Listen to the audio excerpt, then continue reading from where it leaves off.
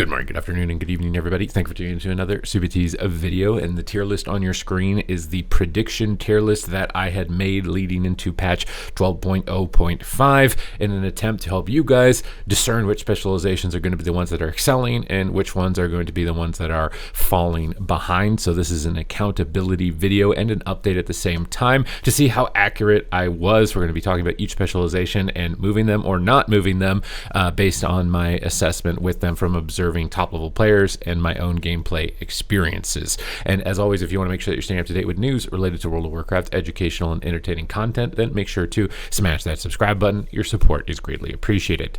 Now, Marksmanship Hunter I had here on S tier. It's entirely possible that I should have put it a tier above that, but I think that S tier was pretty on the money with how powerful it was. However, it just recently got Omega nerfed. So if those nerfs didn't come in, I'd be leaving it here. However, the Omega nerfs have come in, and I am dropping Marksman all the way down to B tier. It got nerfed on its defense due to some bug fixes, got nerfed on its overall sustained damage, and it got nerfed heavily on its Black Arrow, and Sentinel got some collateral hits as well. So Marksmanship is having a massive fall off as a result of those hot fixes that were implemented. Beast Mastery Hunter still remains to be the best blast spec for somebody who wants to use no brain cells at all. It just does so much damage. Beast of Wrath on such a low cooldown is very powerful. It completely overwhelms many classes in the game. So we're going to be leaving Beast Mastery Hunter basically right where it is.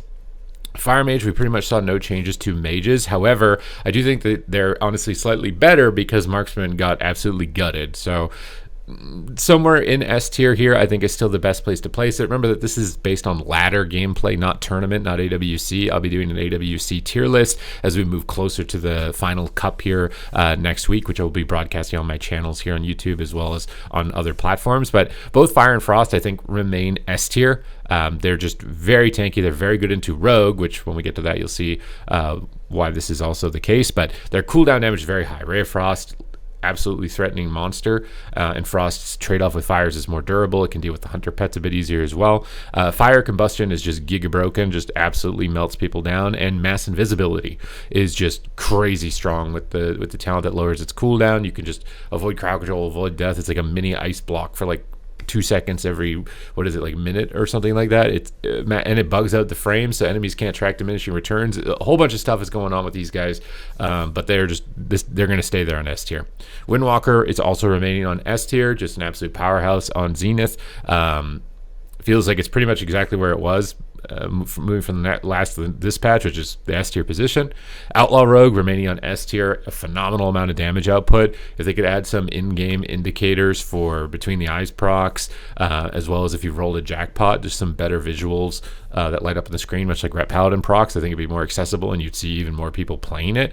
I do think its complexity and a lack of visual displays is why it's less participation, whereas with Subtlety Rogue, which did get reworked to be simpler, has massive representation and is absolutely still remarkable specialization, just absolutely crushes people, insane burst damage. All these guys are remaining on the S tier. Holy Priest, I do think, has taken the top healer position from my prediction. I think it's got good mana, it's got good crowd control immunities, and it's got the ability to recover and rebound from all this instant burst damage, which is very vital at the moment. If you don't have immediate recovery to burst damage from these classes, you will feel like you're struggling like a Resto Shaman or a Resto Druid at the moment.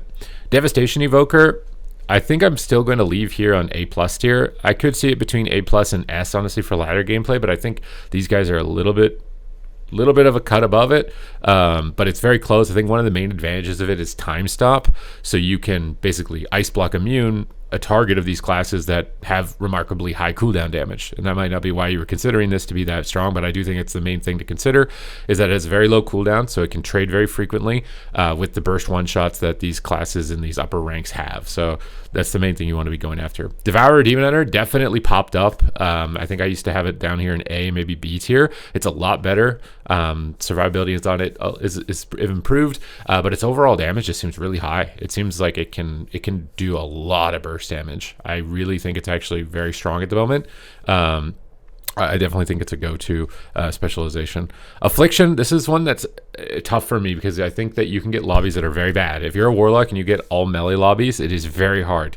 Very, very hard. If you don't, though, you can definitely excel. I think the spam dispel on your dots is still very annoying. The nerfs to Mistweaver are nice because now you can actually get pressure against Mistweavers. There's more healer dynamics, and Mistweaver is kind of a hard counter to you. I kind of want to move it though because I don't really know. I'll leave it here for now, but I want to drop it honestly to A tier. I do actually want to drop it, but I think I'm going to leave it here based on my prediction. Demonology is kind of the same case. Melee DPS is a struggle. However, you can now just flip-flop your spell lock into an imp dispel, which is really good against these hunters and mages that you see a lot to get polymorphs and to get traps. But I think it's still an A+ specialization when it comes to overall gameplay.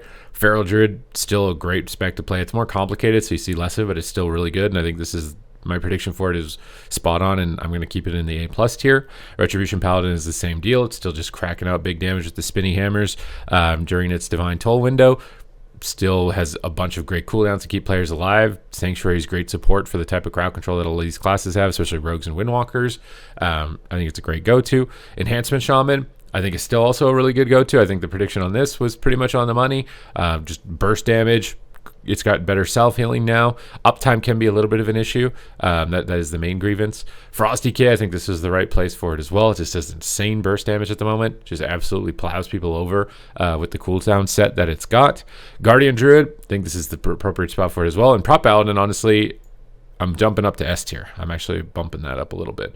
We're bumping that one up a little bit because, I faced one last night, and this is literally the main reason I'm bumping it up because it absolutely one-shots. It's actually very strong and still has a bunch of immunities. Mystery or Disc Priest is A+, I think is the right location. Somewhere between A+ and S, honestly. I think it's really good on ladder. I don't know if it's enough that we'll see it in tournament or not. That's why I'm very excited about AWC next week, actually, is to see what types of healers bring out, if everybody's just a Holy Priest default or if there is room for something like a Discipline Priest. Mistweaver Monk, I think A+ is still a fair spot. It still looks like it has strong throughput. I think a lot of people are freaking out about it and maybe just avoiding playing it, which is why I didn't see a lot of it, but I do think this is still the right location for it.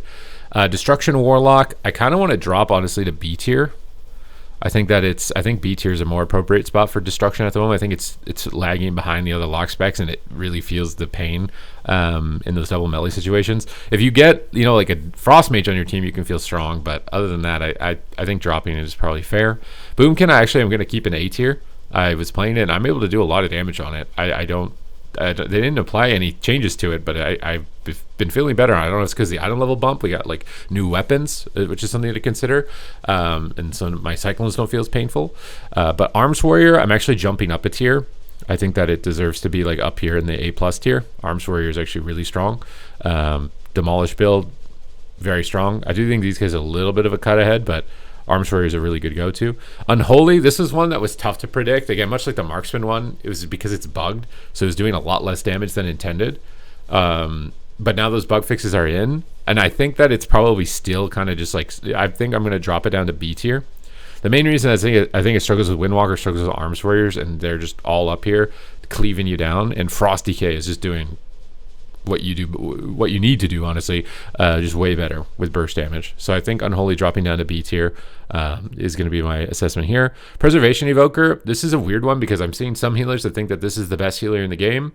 It has a good response to damage. The double Verdant Embrace for double Nullifying Shroud for crowd control immunity can be really good. The time stop can be really good. I think you struggle with rogues though. But I think almost every healer at the moment struggles with rogues, but you kind of just fall over to them. So this is a tough one for me as far as overall healer balance. I don't know where I want to wiggle this around because I think on ladder, at least, Holy Priest and Disc and Mistweaver are still better. But you can make some plays with it, but you got to be very preemptive. And I think that like skill element to it makes it a lot more challenging to pull off than Holy Priest, which is just direct instant healing. Just boom, everybody's at full HP. This is one that I would be willing to say that I'm wrong on and wiggle around, but if somewhere between A and A+, I think Holy Priest is still the best healer. Time will tell, but I think it's very matchup dependent. I think against Hunters you can be really good because you have a bunch of crowd control immunities. Maybe that was the reason people were saying that, but I'm going to leave it here.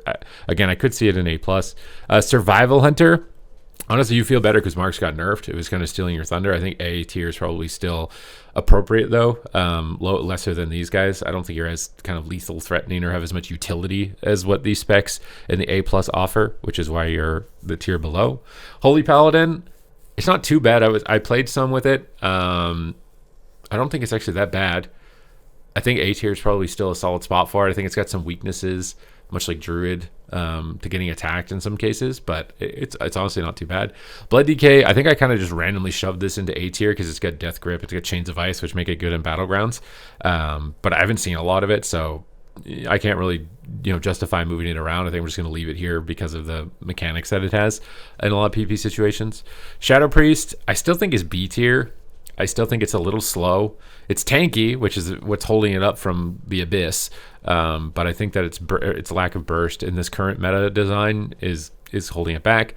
I don't think Ellie is that great. And I mean, maybe this is my own personal opinion of it.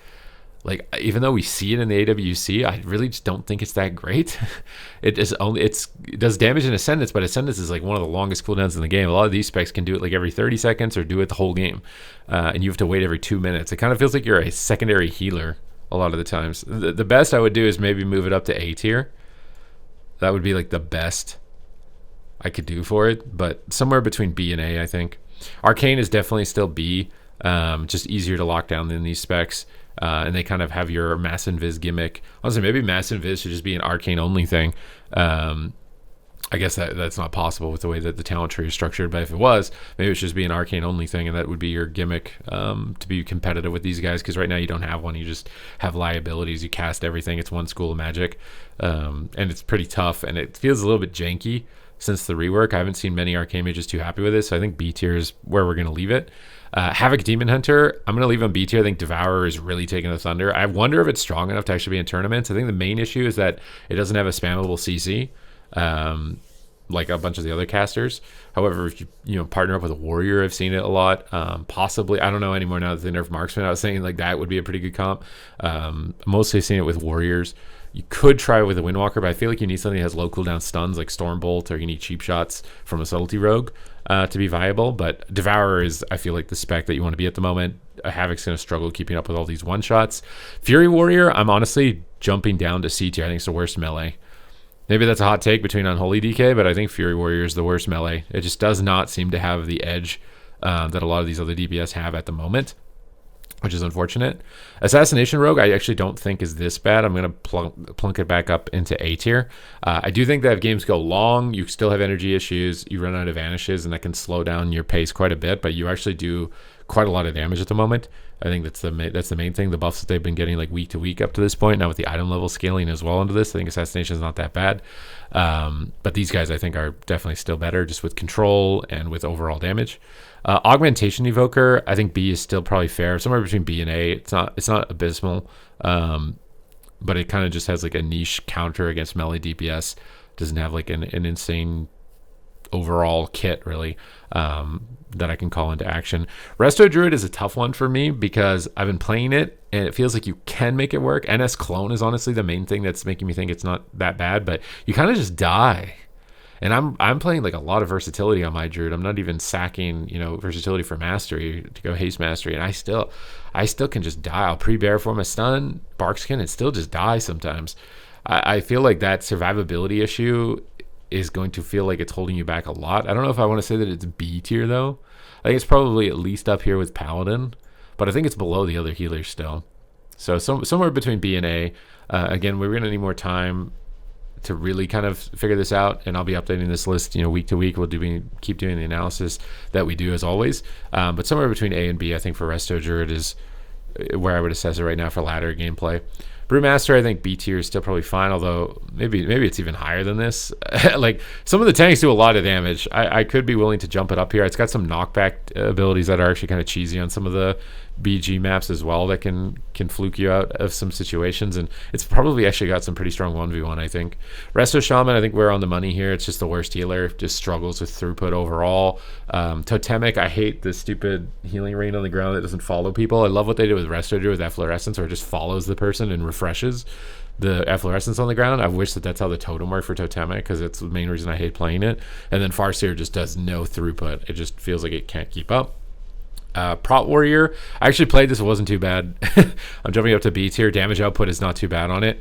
I think that's the main reason that I would bump it up here. Also, Dragon Charge can be pretty funny in Battlegrounds for just charging through a bunch of enemies and knocking them off edges like Eye of the Storm.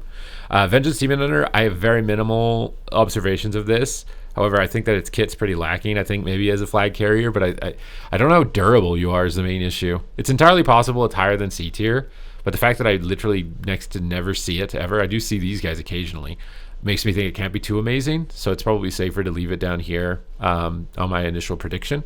But yeah, so the main things that were exciting for me was Devour Demon Hunter. I think that it's actually a lot better. I just don't know if it's enough for tournament level, but on ladder, it feels like it's a lot better. And I don't know if I want to move Affliction down or not. But definitely, I think this S tier is pretty locked in, and I don't know how this guy still manages to stick around. But after seeing one last night, I was like, oh my god, this thing is still somehow lingering. But that's my assessment right now for the online ladder here. So thank you guys very much for tuning in. I hope you guys enjoyed the breakdown, and I will see you in the next one.